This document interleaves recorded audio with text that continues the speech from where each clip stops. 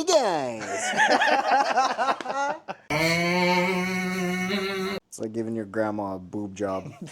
That's about what? I'm gonna just go look at him and be like, how you doing?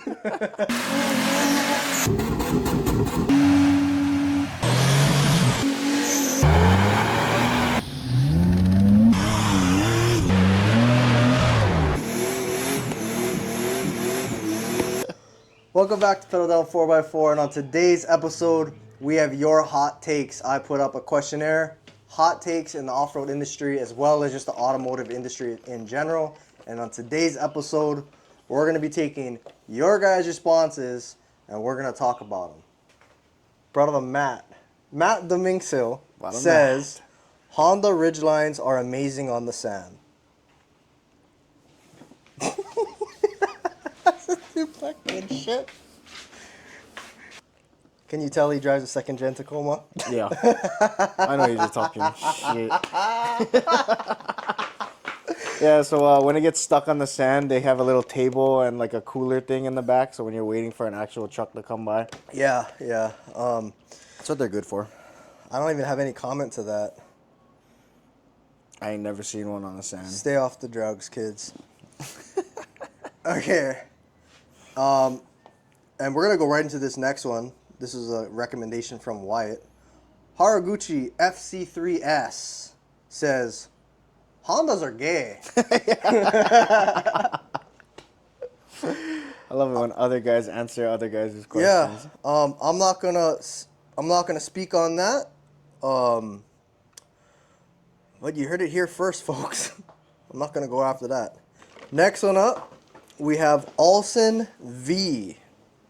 I think my 4Runner limited stocks with 35s should cost more if I sell it to somebody on Facebook Marketplace.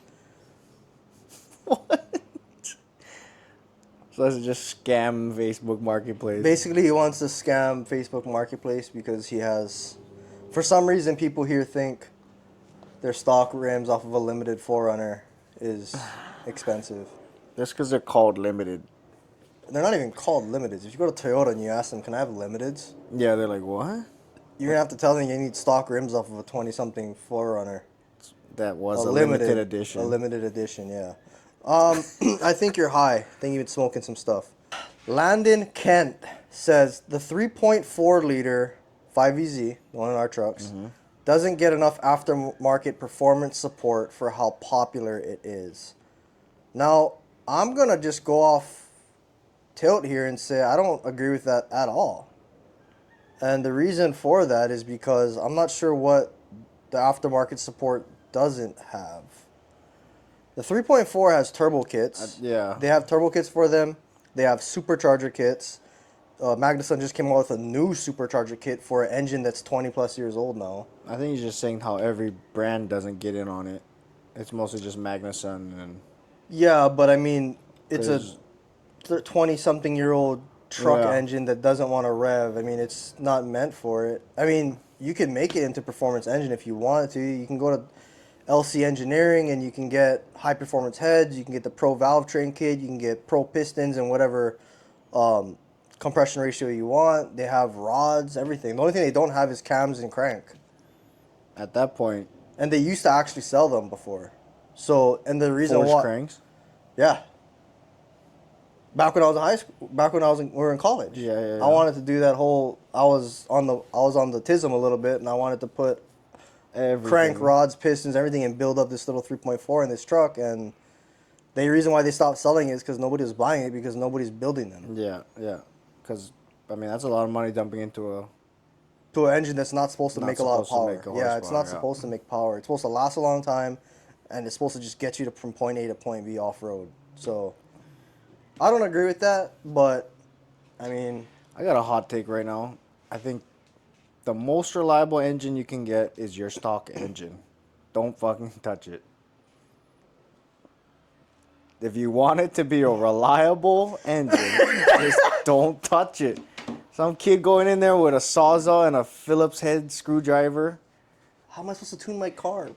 Is not gonna... I gotta tune my carb, bro. Well, you got these Asians that are like 4'5", like developing like they live in Willy Wonka's chocolate factory, making these The engines. Subaru. Yeah. That's the Subaru boys right there. Yep. Yes, sir. Bro, these Yeah. guys thought of everything. The most reliable engine is going to be your stock engine. There are things in a stock engine that you may need to address, but Yeah, there's like there's always upgrades, things, but the things you upgrade, you touch, something else is gonna go. yeah, 100%. My 3.4 in the Forerunner was, I mean, it was slow as shit because she was trying to move a 6,000-pound brick, but Yep. she never failed me. The rest of the car failed me, but the engine never did. The one you see in the Lexus right now, the LS400, that thing is bone stock. It has a Fram air filter in it. It's bone stock. You see my dad's truck. Yeah. That engine is no love with that. Even your other truck, the white one. Yeah. The other one before we're not going to talk about that, but before something happened. R.I.P. RIP. But yeah, your stock engine is definitely going to be the most reliable engine out there. There's a reason why there are tools in this truck. Because it has all kinds of shit done to it and it can leak and stuff like that, which she hasn't done that. Yeah. And I contribute that to Toyota's magnificent engineering, but yeah, your stock engine is going to be your most reliable. Hands down, 100%. If you want to keep it reliable, stock engine is the way to go. Hayden John. Inline 6 engines are superior to V8 engines. Think about 2JZs, Cummins, and any big horsepower numbers. No. 100% not. A inline 6 engine is a smooth running engine just because of the harmonics in it, like a 2JZ or even like a Cummins. Yes, a Cummins pushes out a bunch of torque. But I don't see any inline 6 engines running top fuel drag. No. Those are methanol blown big blocks V8s. They're making what, 6 to 10,000 horsepower. They get rebuilt every run, but that's just because they have to do it. But yeah, inline 6 engines are superior to V8 engines. No, I'm sorry. I'm an inline and a V8 guy. I like them all, but no, they're not. 100% not. Horsepower is with CCs, and if you get 2 extra cylinders, that's 2 extra cylinders of CCs. Yeah, like just for example, like a LS. I'm not a LS guy. I rather have a big block, but a turbo LS is gonna make 1,000 horsepower a lot easier than a 2JZ. Sorry, Yeah. it's going to. It's going to. Yeah. It's I'm the sorry. turbo setup too. Yeah, sorry. Instagramless _ Steve. The Land Rover low key has the most capable factory rigs, and their owners are actually cool. This guy definitely drives a Land Rover. Yeah. We don't have much Land Rovers here, and the ones I do see here are usually pissing oil out the bottom of them. So, like, I'm not sure. And owner wise, I know somebody that works at our not domestic. What is the other one called?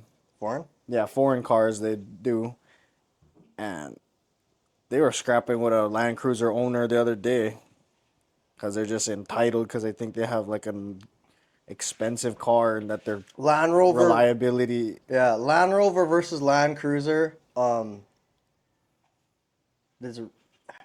Land Rovers. No, I'm sorry. They are cool, but no. They leak oil everywhere. I don't know much about the suspension geometry. Is it better than the Land Cruiser or the Nissan GQ or GU Patrols? I don't think they are. They might, but Just don't see them running them in that kind of scene. yeah, and their owners are actually cool. And the reason why they're cool is because there's so little of them. They all kind of band together. Yeah, Yeah, their own they little don't- cult hustle. Yeah, they don't. Yeah, none of that. The next one is going to be from The Goyle. It's an interesting name. Your truck doesn't need to be perfect to have fun with it. Drive your junk, break it, and then fix it. I agree. Yep. I agree. Yeah, not making it to be pretty. That's exactly what I did with this truck. I drove it, and then I broke it, and I drove it, then I broke it, then I drove it, then I broke it. And then now it has a about $10,000 suspension on the front. Holy smoke. 400, drove it, broke it. So far, the only one that I've driven and hasn't broke yet is the Land Cruiser. This next one says from the fucking Hawaiian. The Tacoma's on Facebook Marketplace with Pavement Princess wheels isn't worth $30,000. Nope. True that. I'm sorry, but if you put $10,000 American Forces on your 28-year-old second or first gen Tacoma with a 6-inch FabTech lift on it, it's still worth 10 grand. I'm sorry, but it's not worth 30. It's like giving your grandma a boob job. That's a what?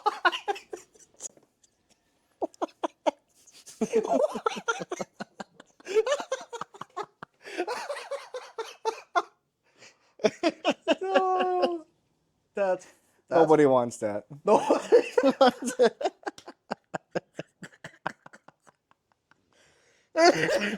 Uh, That's wild. it's true. It is true. Next one we got is from not Lokello or not Lokello. I don't know. He said F rubber band tires. I agree. Yeah, having rubber band tires on your truck or a Carolina Squad is equivalent of having like negative 10 degrees camber on your riced out Civic. So I agree. Next one is by Bruh, it's Allen. I think squatted trucks are the best builds ever. No need for a drop hitch when towing.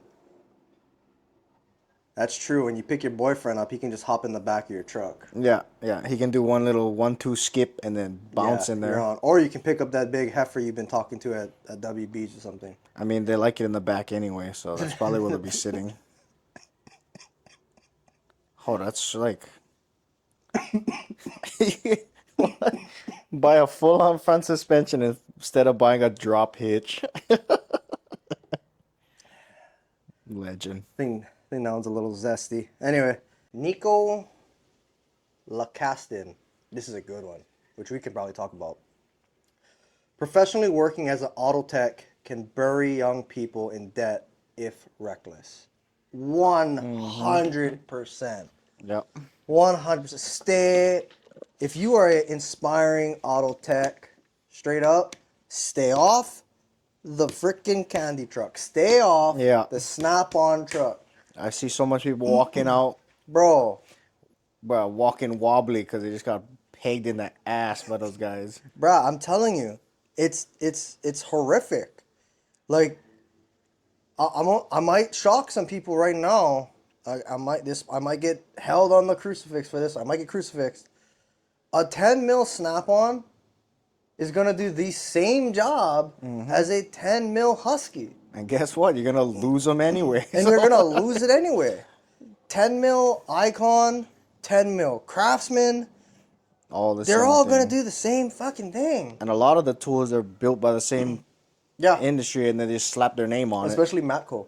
Yeah. Matco does that. A lot of their tools are not even domestically made. No, they're just from Japan, and then they just Yeah. rebrand They just them. rebrand it. They just find whoever makes it and whatever. If it works, it looks good, then they rebrand it. But yeah, 100%. And that's coming from somebody, me. I have Snap-on. I have Snap-on, Craftsman, Husky, Matco, Mako. Yeah, I everything. have pretty much everything except Icon, which hopefully I can change because I want to go to I want to go to Harbor Freight I got Icon. and just load up a pallet Yeah. of everything.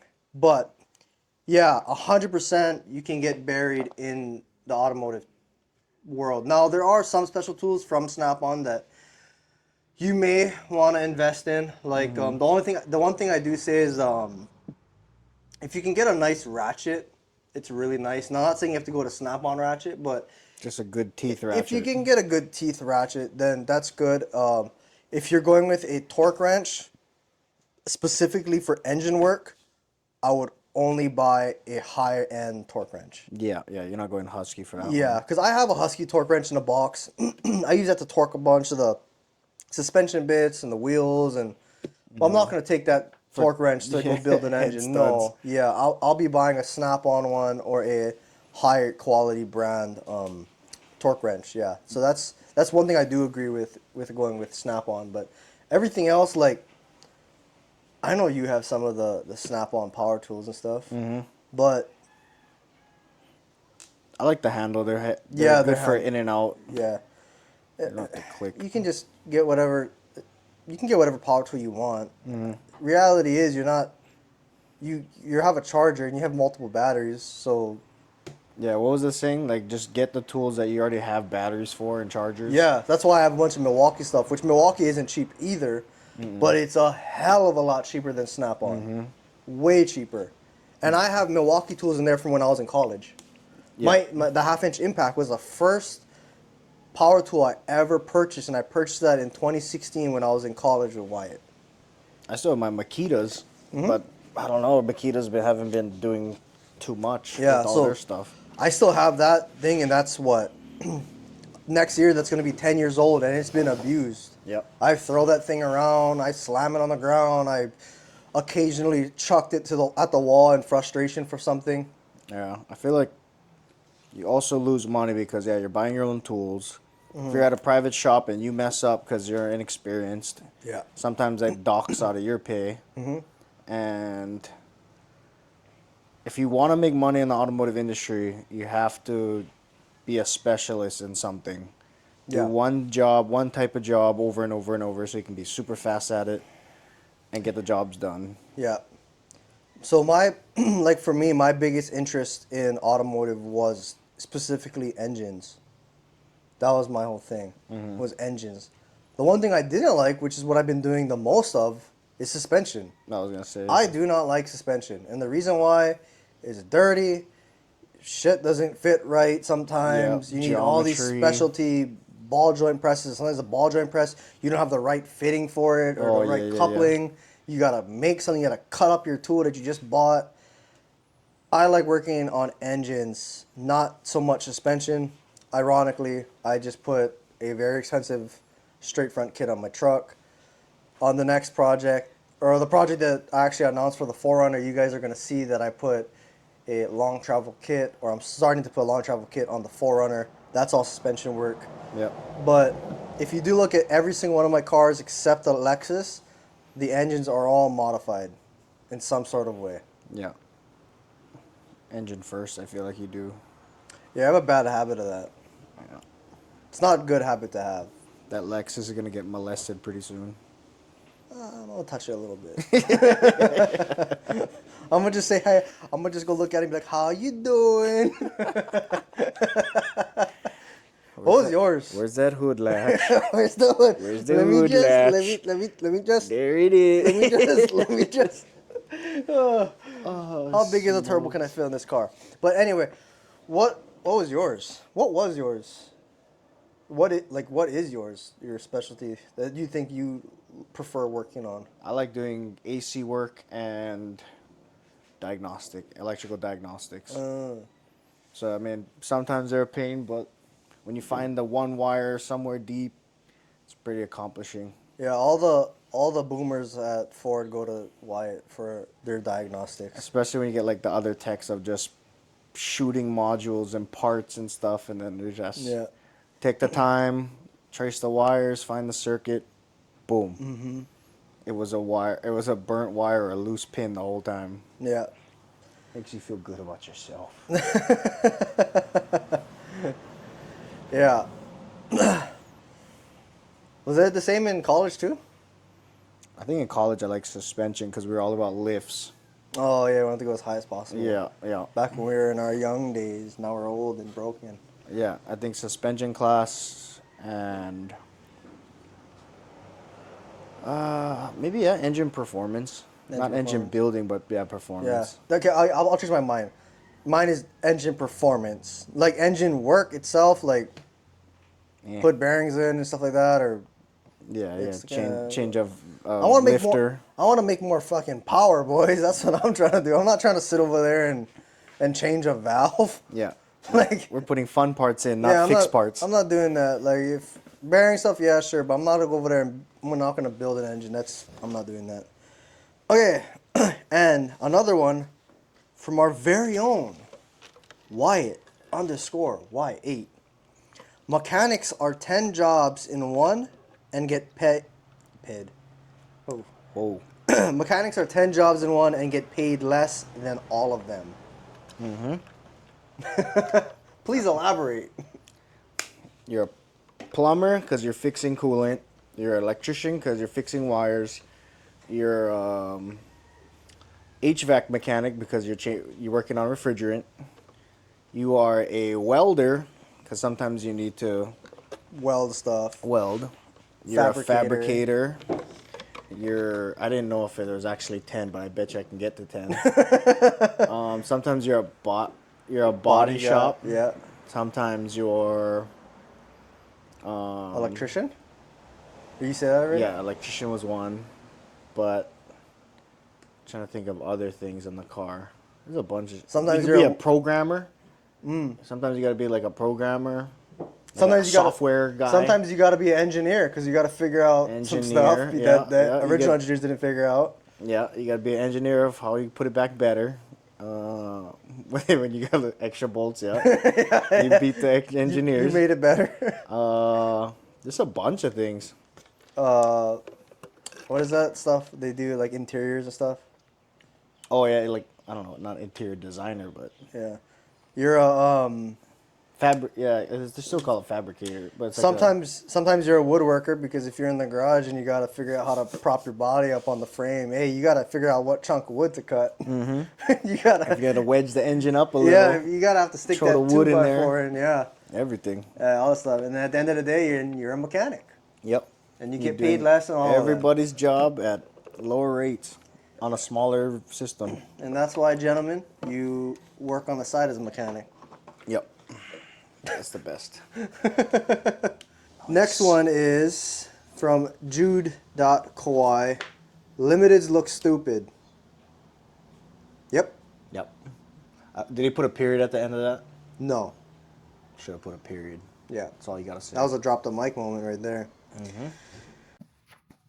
All right, so we had a little bit of intermission, but the next one by... Did I already say the one? I'll say it again, and I can just edit it out. Yeah. But the next one is by fucking Hawaiian. Links are better than leaves to be a flex, and it's a smoother ride. 100%. Yeah. Yeah. 100%. Hands down. Leaves suck. Sorry. Pressure Garage 808 says Toyotas are overrated. Overpriced? Yes. 100%. Overrated? No, I don't think so. No.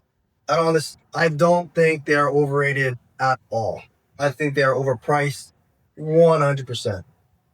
Yeah, but you're buying reliability. You're buying reliability, but you're also buying the Toyota tax. Yeah. And I guess that is part of the overrated part. People want so much because they think it's worth that much, but I think it's more overrated. The pricing, yeah. Yeah, because if it's overrated, then somebody would be buying a Toyota here for saying, oh, they're the fastest trucks on the island. They're not. For some reason, kids are buying them because... I don't know why they're buying them. I think they're just buying them because they see other people with them and they just want it too. Yeah, they're just like, oh, this guy has a Toyota. Yeah, I don't even... Yeah. It's funny because they want the first gens, and every single generation and year gets the shittier and shittier ones. Yeah. So these kids are stoked about their 4-color Hondas. And he's like, yeah, bro, I have a Toyota now. And I'm just like, Ranch. You have 4-in-1 Toyotas. That's what you got. Yeah, I don't think they're overrated at all. I definitely think they're overpriced. But what is there overrated about them? I've never heard someone say I bought a first gen Tacoma because they're fast. Yeah. And I've never heard somebody say I wanted to get rid of my Toyota because it was causing me too many problems. Yeah. Except Swanee. Aaron. The Tundra. Yeah.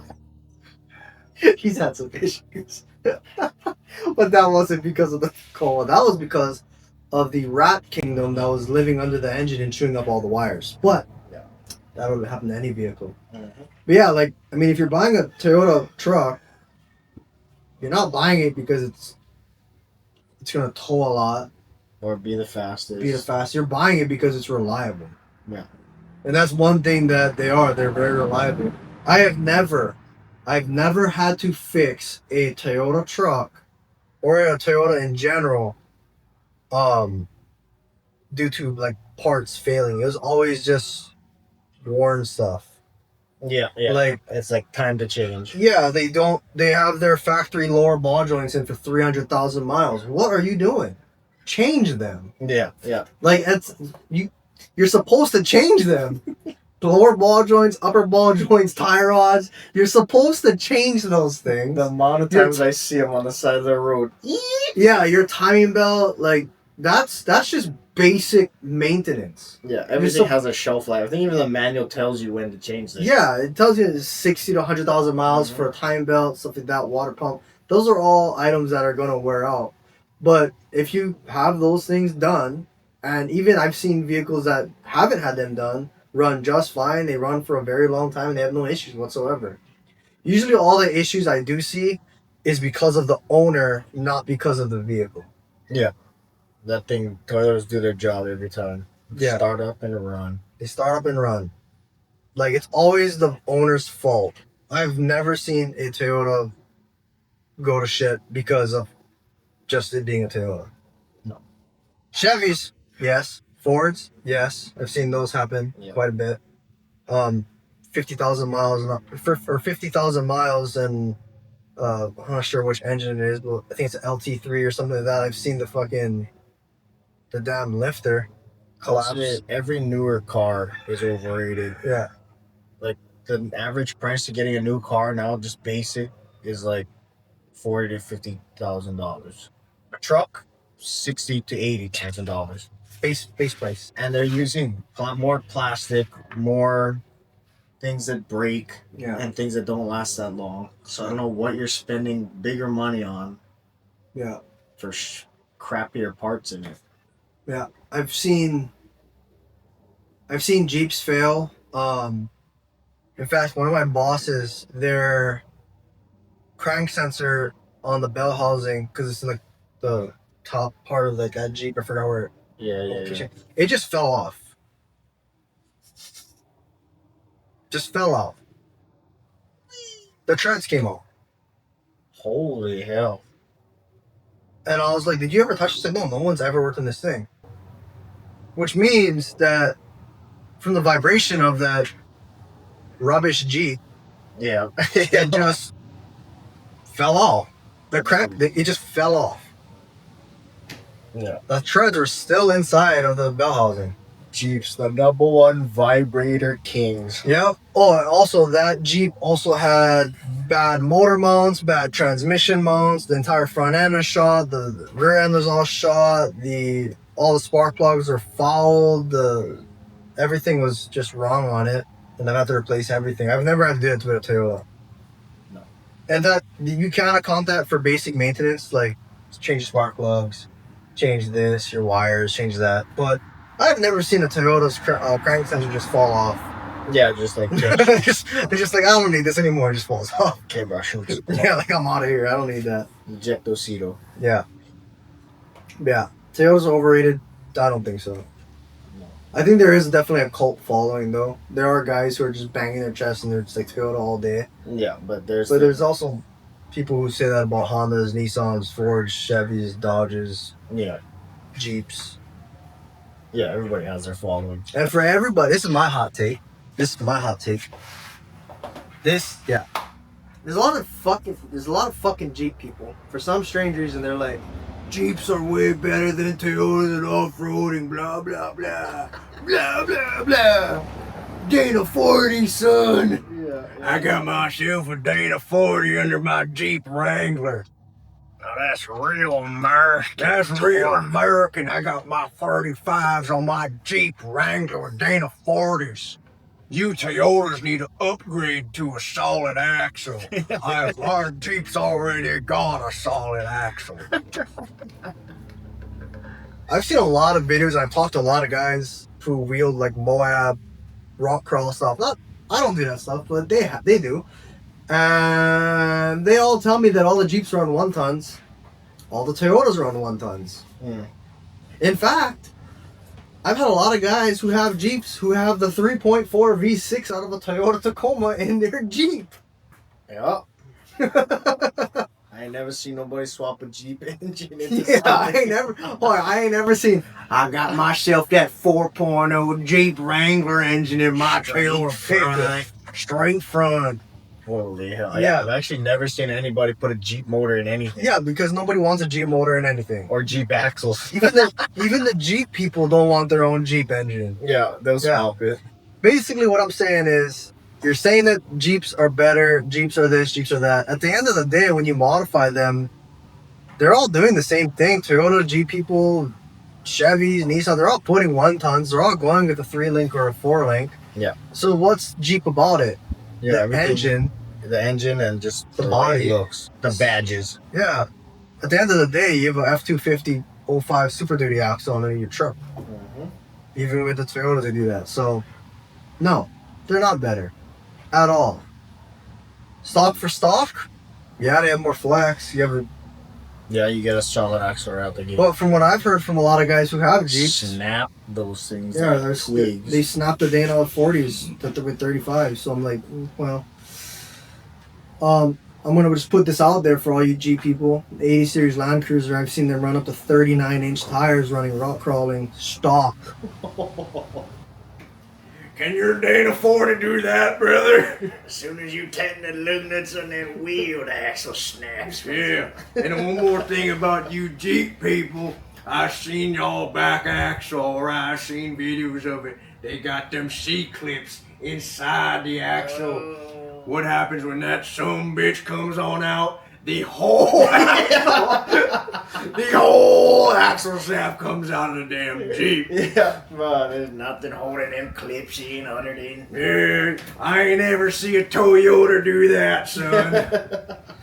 Golly. I've seen people strip studs, but Jeeps are the only ones I know that the whole axle shaft deletes itself and does the... Bro, I mean, even F-150s, I seen one where the clip pretty much broke off. It sheared off the end of the inside spline, and it was dancing in there. But the only thing keeping it from not popping out was the caliper bracket. Yeah. That sucker was all I don't know how that's legal. Bro, How is that really safe? dumb. I don't know. That cannot be safe. There's no way in hell. Yeah, let me just put this little clip in here. Yeah. Oh, also, by the way, for all you Jeep people, when a Toyota 80 Series Land Cruiser, and all you GU and GQ people too, 80 Series Land Cruiser, we got floating rear axles. You know what that means, boy? That means I can unbolt my axle from the outside and just slide it out. It's Halloween pumpkin station. Y'all wish you had that, but you don't. You gotta get in there and twist and turn. You gotta pull off your whole pumpkin and you gotta unbolt shit. And you gotta pull a C-clip out. Then you can pull the axles. I got them free floating axles in my room. Home bitch. Yeah. I don't know. I do want to drive. I had an old Willys Jeep. I wanted to see how those things, because I heard those things can like My crawl up vertical mountains. Just My grandpa in Molokai had one. It was a Willys Jeep with a 383 small block Chevy in it. 3-speed, 3 on the tree, boys. Yeah. The H shifter. That's That's what we had. It was like a 1953 Willys Jeep or Yeah. something. Yeah, the shifter's so weird. Yeah, it's weird. H pattern. Yeah. So, for anybody who thinks that we're hating on Jeeps or whatever, I don't actually hate Jeeps. It's just funny to rag on people. Yeah. I mean, my dad was a Jeep guy, and Yeah, and my grandpa was a Jeep guy. yeah, I think So- it's just different generations. Yeah, I mean, my boss, the one that I fixed her Jeep Wrangler, like a 97 or whatever. I drove that. It's a manual transmission. After I fixed it, drove fine. Yeah. Before that, the whole shifter would be like this inside the cab.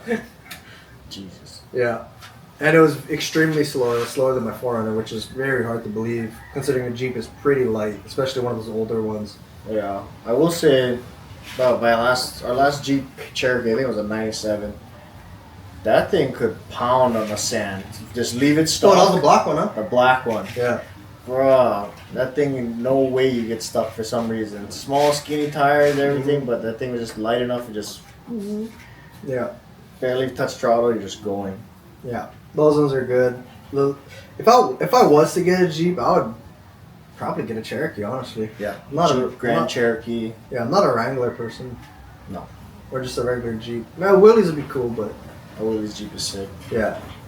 But that's a little tidbit for you guys. Any other hot takes? I got one. So this is another one of my hot takes is for everyone in Hawaii, stop lifting your trucks 30 feet in the air and putting stock rims and tires on them. Ooh, yeah. I don't give a shit that you put 35s on your fucking Limiteds or your Sports or some shit like that. No. It looks like shit. I'm sorry. Your second gens, your third gens, your first gens. Ain't nobody want a fourth gen. But all the other 3 gens, stop lifting your car and putting stock rims on them. Yeah. We all know you're a pavement princess when you're over there at night blasting your sound system at 2 o'clock in the morning Underglow. with your freaking Tokyo Drift underglow under your truck, blasting on your Spectrum, on your Alpine Spectrum, because everybody wants to hear Mariah Carey at 2 o'clock in the morning. Oh yeah, that man is doing it. Yeah, and you really think you're doing it because you have a gold chain that you have to finance, and your girlfriend has to pay for everything. I seen some lifted Skying Mall princesses go around speed bumps. Cause I was like, God, what in the hell is that? No one really cares. Another hot take would be Honda's good cars. Oh, The community ass. straight ass. Straight ass. Those cars get fucking molested so many times, and Yeah. you're just like, man, these things could have been sick. Yeah. But you gotta put a jabong shooter.